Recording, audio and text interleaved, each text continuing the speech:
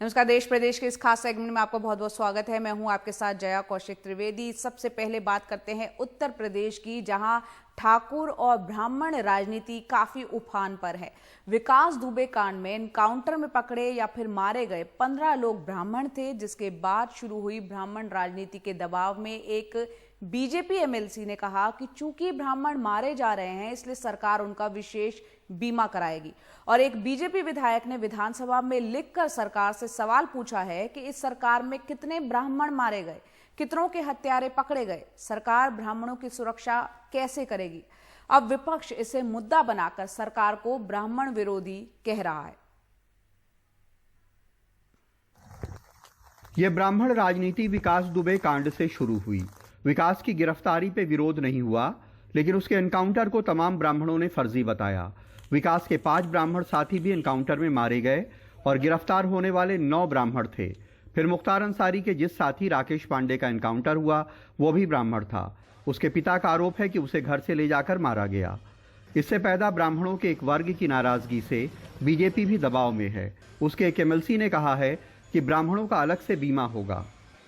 तमाम सारे क्षेत्रों में, चाहे वो बीमा का क्षेत्र होगा कि उनके तमाम नौजवान अगर ख़त्म हो जा रहे हैं, उनकी बीवियों के लिए जो है निश्चित तौर पर कुछ न कुछ नौकरियां मिल जाएं, उनको जो है कुछ इस तरह से अनुदान मिल जाए। इस पे तमाम सारा काम चल रहा है और हमें नहीं लगता कि कहीं कोई सियासत में ब्राह्मण इस चक्कर में कहीं पड़ने वाला है। वो स्वयं भी बहुत बुद्धिजीवी कौम है। यूपी विधानसभा का सत्र 20 को शुरू होगा। सुल्तानपुर से बीजेपी विधायक देवमणि द्विवेदी ने सदन में गृह मंत्री से लिख के ब्राह्मणों के मुद्दे पे सवाल पूछा है, लेकिन इस पे बात करने को वो उपलब्ध नहीं हुए। इसमें लिखा है कि इस सरकार के 3 साल में कितने ब्राह्मणों की हत्या हुई, ब्राह्मणों के कितने हत्यारे पकड़े गए, कितने हत्यारों को पुलिस ने सजा दिलवाई, ब्राह्मणों की सुरक्षा कैसे करेंगे, क्या ब्राह्मणों को प्राथमिकता पे हथियार लाइसेंस देंगे, कितने ब्राह्मणों को हथियार लाइसेंस दिया गया। इस बीच मुख्तार अंसारी के साथी राकेश पांडे को यूपी एसटीएफ ने मुठभेड़ में मार गिराया। राकेश के पिता ने आरोप लगाया कि उसे घर से ले जाके हत्या की गई। इस पे भी प्रतिक्रियाएं हुई। इस बीच भदोही के बाहुबली विधायक विजय मिश्रा को यूपी पुलिस ने मध्य प्रदेश में गिरफ्तार किया, तो उन्होंने भी इसे ब्राह्मण विरोध से जोड़ दिया। वहाँ जो ठाकुर माफिया है, एक जाति माफिया, उनके कहने पर हमारे परिवार को उत्पीड़न, धन दौलत, हमारी पत्नी लड़के को बर्बाद कर रहे हैं और हत्या कराने की साजिश कर रहे हैं, फर्जी मुकदमा डाल रहे हैं। आगे ऊपर कभी भी हत्या करा सकते हैं अपराधी के द्वारा, अपने द्वारा 2 सिपाही भी मरवा सकते हैं, क्योंकि वहाँ जितने बड़े गैंग है, चाहे वो विनीत सिंह का हो, चाहे जिसमें सिपाहियों की हत्या हुई है जेल में अंदर होती हुई, चाहे सुशील सिंह की हो, चाहे वो क्या नाम है सांसद वीरेंद्र सिंह मस्त है, चाहे वो है, सारे लोग एक वर्ग के हमारी हत्या के लिए लगे। ब्राह्मणों के एक वर्ग में पैदा नाराजगी का विपक्ष सियासी फायदा उठाना चाहता है। आम आदमी पार्टी के एमपी संजय सिंह खुलेआम सरकार पे ब्राह्मण विरोधी होने का आरोप लगा रहे हैं। इस पे कुछ बीजेपी समर्थकों ने उनके खिलाफ एफआईआर भी करा दी हैं। अगर आपकी सरकार में ब्राह्मणों की हत्याएं हो रही हैं, उनके ऊपर जुल्म हो रहा है, अन्याय हो रहा है, अत्याचार हो रहा है, ये मुद्दा उठाना अपराध है क्या? बीजेपी से कांग्रेस में आए उदित राज ने भी विकास दुबे कांड को ठाकुर ब्राह्मण रंग देने की कोशिश की थी। उन्होंने ट्वीट किया था कि अगर विकास दुबे ठाकुर होता तो क्या ऐसा ही व्यवहार होता। समाजवादी पार्टी के प्रवक्ता रोली तिवारी मिश्रा भी ट्विटर पे ब्राह्मणों के लिए मुहिम छेड़े हुए हैं। उनका पिंड ट्वीट है कि आखिर ब्राह्मणों से इतनी नफरत क्यों है। कांग्रेस नेता जितिन प्रसाद ने ब्राह्मण चेतना मंच बनाकर ब्राह्मणों के लिए मुहिम चलाई हुई है। वो हर ब्राह्मण की हत्या पे सवाल उठा रहे हैं। उधर समाजवादी पार्टी के अभिषेक मिश्रा ने परशुराम जी की दुनिया की सबसे बड़ी मूर्ति लगाने का ऐलान किया है। वो कह रहे हैं कि अगर ब्राह्मणों का विशेष बीमा सरकार ने नहीं किया तो वे इसका प्रचार करेंगे। अगर आपने ये काम नहीं किया तो आपको मैं निश्चित विश्वास दिलाता हूं, हर गांव, हर गली, हर मोहल्ले, हर जगह जाकर के मैं विरोध करूंगा और कहूंगा कि भारतीय जनता पार्टी ने जो कहा, जो आपने उमेश द्विवेदी जी ने कहा, वो नहीं किया। जातियों में बटे हुए समाज को राजनीति में किस तरह इस्तेमाल किया जाता है, यह उसकी सबसे बड़ी मिसाल है। लखनऊ में कैमरामैन राजेश गुप्ता के साथ कमाल खान, एनडीटीवी इंडिया। और वहीं उत्तर प्रदेश में विधानसभा का मॉनसून सत्र कल यानी 20 अगस्त से शुरू हो रहा है। हालांकि कोरोना महामारी की वजह से सत्र कम दिनों का होगा। संक्रमण न फैले इसके लिए सरकार ने सत्र में आने वाले सभी विधायकों और एमएलसी के लिए कोरोना टेस्ट जरूरी किया है। इसके लिए कैंप लगाकर कोरोना का टेस्ट किया जा रहा है।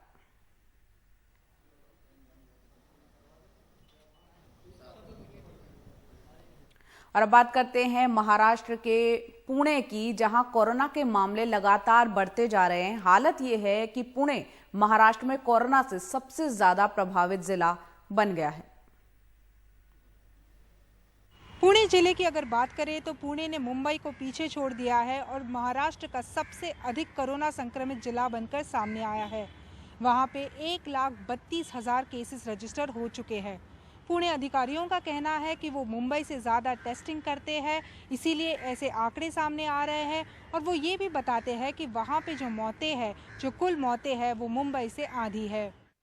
मगर एक नया सर्वे बता रहा है कि पुणे के 51.5% लोग संक्रमित हैं, जबकि मुंबई की सीरो सर्वे में दिखा कि वहाँ 57% आबादी कभी न कभी संक्रमित हुई है। ये सर्वे 3 सरकारी एजेंसी ने किया है, नगर निगम, पुणे यूनिवर्सिटी और Indian institute of science education and research ने। Epidemic in Pune city is nearing to the peak and इससे पता चलता है कि पुणे पीक पर पहुंच रहा है। शायद अगले 1 महीने में यहां गिरावट आनी शुरू हो जाएगी, जैसा मुंबई और दिल्ली की स्टडी में दिखाया गया था। Delhi, Mumbai and other cities. आंकड़ों के मुताबिक आप जहां रहते हैं उसके हिसाब से संक्रमण का स्तर नाटकीय ढंग से बदल जाता है। झुग्गी झोपड़ियों और बस्तियों वाले इलाकों में ये 62% तक है, बंगलों में करीब 44% तक और अपार्टमेंट्स में 33% तक। विशेषज्ञों की माने तो वो कहते हैं कि इस सर्वे से ये तो साबित नहीं हो पा रहा है कि पुणे में हर्ड इम्यूनिटी बन रही है या नहीं, लेकिन एक बात जरूर है कि जो वायरस है उसका अब संक्रमण शहरों से ग्रामीण भागों में होता नजर आ रहा है और ये एक चिंता का विषय है। मुंबई से पूर्वा चिटनिस, एनडीटीवी इंडिया। तो शहरों के मुकाबले ग्रामीण इलाकों में कोरोना ज्यादा अब फैलता हुआ दिख रहा है। असम की बात करें तो पिछले 15 दिनों में 35,000 कोरोना के नए मामले यहां पर सामने आए हैं। अब राज्य सरकार चाय बागानों और वहां के मजदूरों पर ध्यान दे रही है। ऊपरी असम के चाय बागानों से कोरोना के कई मामले पहले ही आ चुके हैं। तिनसुकिया के चाय बागानों से आइए देखते हैं ये रिपोर्ट।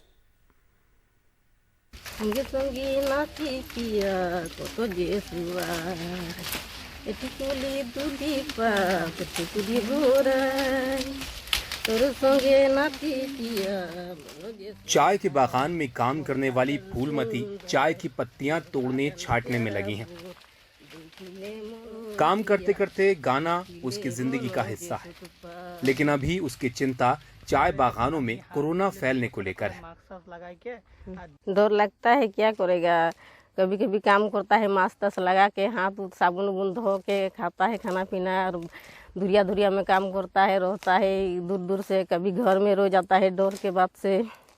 चाय बागानों के मजदूरों के बीच ये डर बना हुआ है कि कोरोना का सामुदायिक फैलाव न हो गया हो। असम में 800 से ज्यादा बड़े चाय बागान हैं, जिनमें 12 लाख से ज्यादा मजदूर काम करते हैं। इसमें चाय बागान समुदाय को जोड़ लें तो तादाद 65 लाख हो जाती है, यानी असम की 18% आबादी।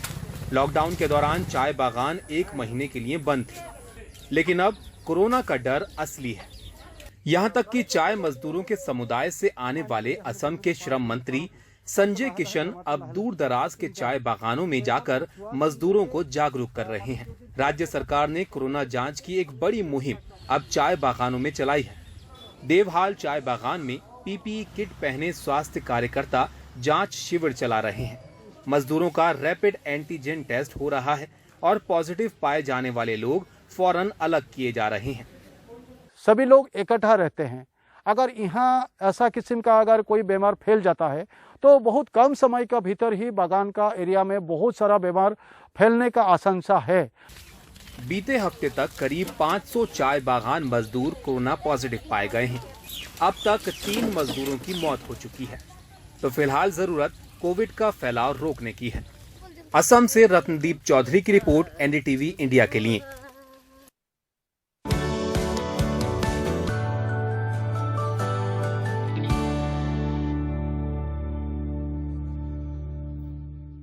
एक बार फिर आपका बहुत बहुत स्वागत है। बात करते हैं उत्तराखंड की, जहां के बीजेपी के विधायक महेश सिंह नेगी पर एक महिला ने बलात्कार का आरोप लगाते हुए पुलिस में शिकायत दर्ज कराई और विधायक को बच्चे का पिता बताते हुए पुष्टि करने के लिए डीएनए टेस्ट की मांग की है। अल्मोड़ा जिले के द्वाराहाट से बीजेपी के विधायक रहे नेगी ने आरोप को निराधार बताया है। आरोप लगाने वाली महिला के खिलाफ विधायक की पत्नी ने ब्लैकमेल करने की शिकायत दर्ज कराई है।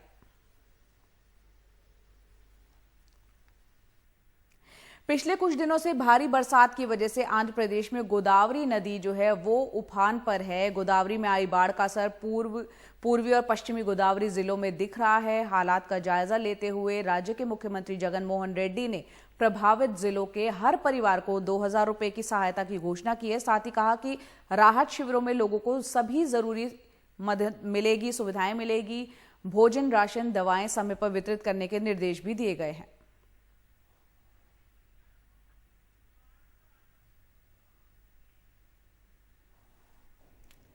मंगलवार को पुलिस ने असम के चिरांग जिले में हथियारों का एक बड़ा जखीरा बरामद किया। सूचना मिलने पर खगराबरी इलाके में तलाशी अभियान चलाया गया था, जिसमें बड़ी संख्या में हथियार और गोला बारूद बरामद किए गए। हथियारों को जमीन के नीचे छिपाकर रखा गया था। हथियार बरामदगी के मामले में अब तक किसी को गिरफ्तार नहीं किया गया है।